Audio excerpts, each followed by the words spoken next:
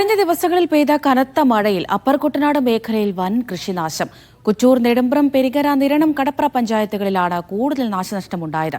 3 കോടിയിലധികം രൂപയുടെ നഷ്ടം സംഭവിച്ചു എന്നാണ് പ്രാഥമിക വിലയിരുത്തൽ.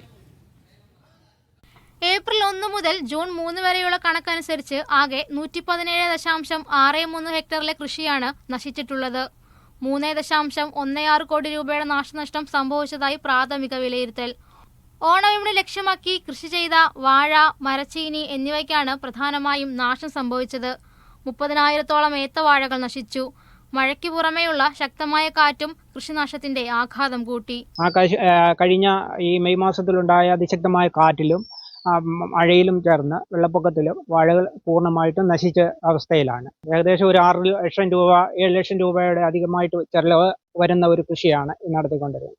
ആ ലക്ഷ്യം സാക്ഷാത്കരിക്കാത്ത ഒരു സംഭവമാണ് ഇപ്പോൾ അപ്രതീക്ഷിതമായിട്ടുള്ള ഈ മഴയിലും കാലവർഷത്തിലും ഉണ്ടായിക്കൊണ്ട്. അപ്പർ കുട്ടനാട് മേഖലയിലെ കൃഷിയിടങ്ങളിൽ നിന്നും വെള്ളം പൂർണ്ണമായി മാറിയിട്ടില്ല.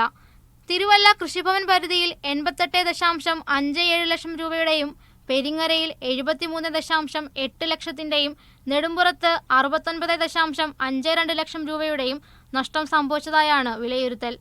വെള്ളം കയറാൻ സാധ്യതയുള്ള പ്രദേശങ്ങളിൽ സംഭവിക്കുന്ന കൃഷിനാശങ്ങൾക്ക് ഇൻഷുറൻസ് പരിരക്ഷ കിട്ടാതിരിക്കുന്നു എന്ന പരാതിയും കർഷകർക്കുണ്ട്. മീഡിയ 1 പത്തനംതിട്ട.